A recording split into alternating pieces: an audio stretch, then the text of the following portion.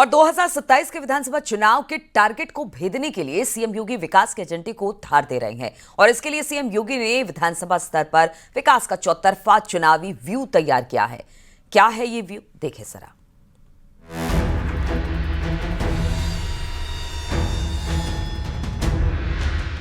विधानसभा चुनाव के लक्ष्य 2027 को भेदने के लिए सीएम योगी विकास के एजेंडे को धार दे रहे हैं। इसके लिए सीएम योगी ने नई कार्य संस्कृति अपनाते हुए विधानसभा स्तर पर विकास का चौतरफा चुनावी व्यू तैयार करना शुरू कर दिया है। सीएम योगी विकास कामों के प्रस्तावों से विधानसभा स्तर पर सरकारी योजनाओं को ला रहे हैं। लखनऊ मंडल में 42,891 करोड़ की लागत से 3,397 विकास प्रस्ताव पास हुए हैं। झांसी मंडल के विधायकों के लिए दिए गए 4,901 करोड़ के प्रस्ताव पास हुए। चित्रकूट मंडल में 3,875 करोड़ के विकास कार्यों के प्रस्ताव पास हुए हैं। कानपुर मंडल में 10,914 करोड़ की लागत से 1,362 विकास कार्य प्रस्तावित हैं। प्रयागराज मंडल से 12,000 करोड़ से ज्यादा के प्रस्ताव हैं। वाराणसी मंडल से 18,000 करोड़ के प्रस्ताव हैं। तो कैसे प्रभावी तरीके से जिलों के अंदर कार्यरूप मिले उसको और गति मिले, इसके लिए माननीय मुख्यमंत्री जी लगभग कई मंडलों की बैठक कर चुके हैं। अभी उन्होंने प्रयागराज की किया है, गोंडा की किया है, अयोध्या की किया, गोरखपुर का किया और निरंतर वो मंडलों की बैठकें कर रहे हैं जनप्रतिनिधियों के साथ। निश्चित रूप से इससे विकास की गति को और तेजी से बढ़ाने में आसानी मिलेगी। सीएम योगी पिछले 10 दिनों में मंडलों के जनप्रतिनिधियों के साथ में बैठकें कर 60,000 करोड़ से ज्यादा के 48,000 से ज्यादा प्रस्ताव विकास योजनाओं को मंजूरी दे चुके हैं। मुख्यमंत्री योगी आदित्यनाथ हर विधानसभा स्तर पर विकास के एजेंडे पर भारतीय जनता पार्टी और सहयोगी दलों की जमीन को मजबूत करने में जुटे हुए हैं। दरअसल मुख्यमंत्री योगी आदित्यनाथ की मंशा है कि 2026 तक हर विधानसभा स्तर पर विकास की योजनाओं की बयार को बढ़ाया जाए और भारतीय जनता पार्टी की जो जमीन है सियासी उसे और ज्यादा उर्वरक किया जाए। कैमरामैन गोपी गिरी के साथ संकेत मिश्रा, न्यूज़ 18 लखनऊ। फिरोजाबाद से खबर, जहां पर मेडिकल कॉलेज अस्पताल के गेट नंबर 4 के सामने रोडवेज बस ने सड़क पार कर रहे शख्स को टक्कर मार दी। हादसे में शख्स की मौके पर मौत हो गई। इस घटना के बाद से बस ड्राइवर फरार हो गया, जिसकी तलाश इस वक्त की जा रही है। पुलिस के मुताबिक रिपोर्ट दर्ज कर ली गई है।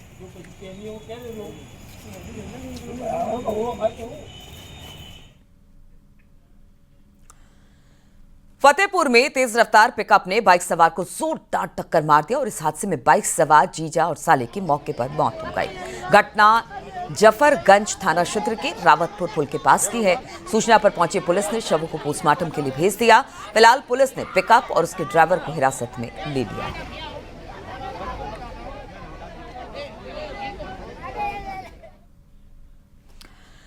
मऊ जिले के सराय खंसी थाने में पुलिस पर एक महिला के गर्भपात, उसके परिवार की पिटाई, अपमान, जबरन फर्जी मुकदमे में फंसाने का आरोप लगा है। इस घटना ने पुलिस महकमे को कटघरे में खड़ा कर दिया। ताजपुर उस्मानपुर गांव निवासी रीता देवी की ओर से कोर्ट में दाखिल प्रार्थना पत्र के बाद सीजीएम कोर्ट में सरायल खंसी थाने के तत्कालीन थाना अध्यक्ष शैलेश सिंह सहित कुल 20 पुलिसकर्मियों के खिलाफ मुकदमा दर्ज करने के आदेश दिए गए। पीड़िता के अधिवक्ता के मुताबिक पीड़िता का अपने पड़ोसी राम भवन यादव और श्रीकांत यादव से सरकारी नाली और खड़ंजे को लेकर विवाद चल रहा था। पीड़िता ने इस मामले में लिखित शिकायत जिलाधिकारी से की, जिससे जांच के बाद आरोप सही पाए गए और इसी बीच आरोप है कि आरोपी पड़ोसी राम भवन यादव के रिश्तेदार और उसके तत्कालिक चौकी प्रभारी केसर यादव द्वारा पीड़िता और उसके परिवार को लगातार धमकाए जाने लगा।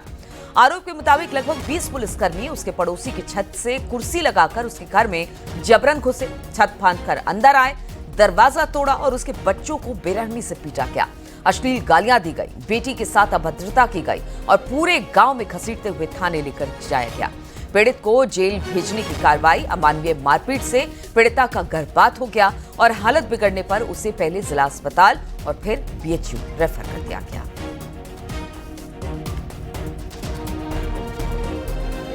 तत्कालीन थानाध्यक्ष शैलेश सिंह, काशीनाथ चंदेल एसआई, केसर यादव एसआई, विक्की कुमार एसआई, कोमल कसौधन एसआई, एक एसआई जिनका नाम पता नहीं मालूम है, एक प्रभाकर सिंह हेड कांस्टेबल, जयप्रकाश गोंड सिपाही, अनुराग पाल सिपाही, उत्तम मिश्रा महिला सिपाही, मनीष यादव सिपाही, उषा जायसवाल महिला होमगार्ड, दुर्गविजय यादव होमगार्ड और ये वाहन चालक भी हैं।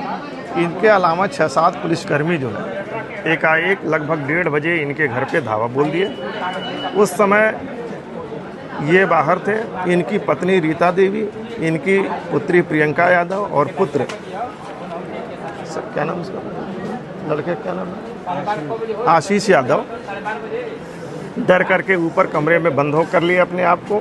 ये लोग जा करके कोई पुलिसकर्मी सीढ़ी के माध्यम से, कोई पुलिसकर्मी कुर्सी लगा करके, कुछ लोग एक दूसरे के कंधे पर चढ़ करके बर्बरतापूर्वक जा करके वहाँ जो है छत पर बुरी तरह से मारे पीटे तीनों को। सहारनपुर में सोशल मीडिया पर ड्रोन से जुड़ी अफवाह फैलाने वाला युवक गिरफ्तार हुआ। आरोपी के पास से तलवार बरामद किया गया। इंस्टाग्राम पर एक वीडियो वायरल हो रहा था जिसमें एक व्यक्ति हाथ में तलवार लेकर ड्रोन चोरों द्वारा गला काटने की धमकी देने की बात कहता दिखाई दे रहा था। अफवाह फैलाने वाले इस लड़के को गिरफ्तार कर लिया गया है।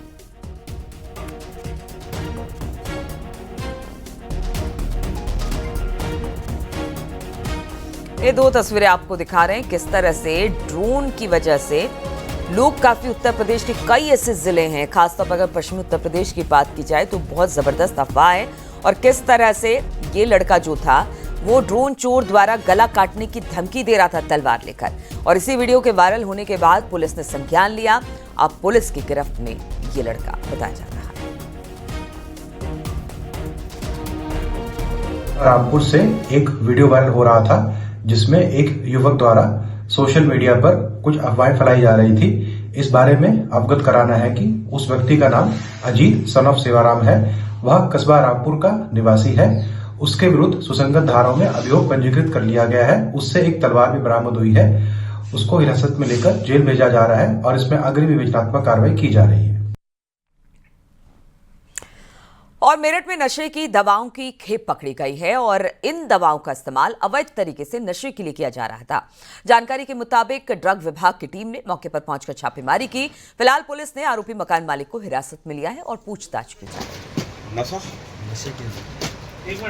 है। इसमें मुखबिर से सूचना प्राप्त हुई जिसके आधार पर जो है छापा मारा गया। हम यहाँ पे उपस्थित हुए तो ये एक अनलाइसेंसी प्रेमिसेस है जहाँ पे कि ये आप देख रहे हैं बड़ी मात्रा में दवाई भंडारित है और ये सभी की दवाइयाँ जो है NRX कैटेगरी की हैं।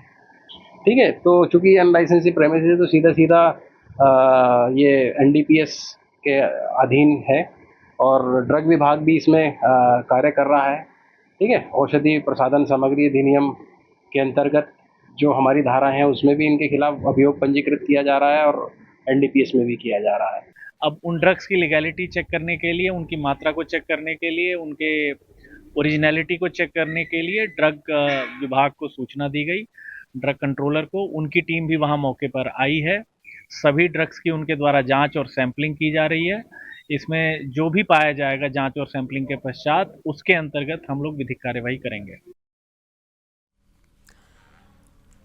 आगरा में खाद्य विभाग की बड़ी कार्रवाई हुई है। घी के गोदाम में छापा मारा गया। 300 क्विंटल देसी घी बरामद किया गया और जांच के लिए सैंपल को टेस्टिंग के लिए भेज दिया गया है। गोदाम को सीज कर दिया गया। दरअसल खाद्य विभाग की टीम को जानकारी मिली कि एतमादपुर क्षेत्र के गोदाम में देसी घी रखा हुआ है जिसे असली घी के नाम पर बेचा जा रहा है और उसी के बाद खाद्य विभाग की टीम ने यहाँ पर छापेमारी की। लाइसेंस परमिट का जो सवाल है कि ये कहीं भी निर्माण का इनके पास चूँकि लाइसेंस है रिटेल का, डिस्ट्रीब्यूटर का, तो ये बना सकते हैं और कहीं भी सप्लाई कर सकते हैं, लेकिन उसका बिल वाउचर प्रॉपर होना चाहिए। किस तरह का माल लग रहा है आपको प्रथम दृष्टया? अब मुझे तो सस्पिशियस लग रहा है। ठीक है जी। क्या कार्रवाई रहेगी अगर सस्पिशियस रहता है?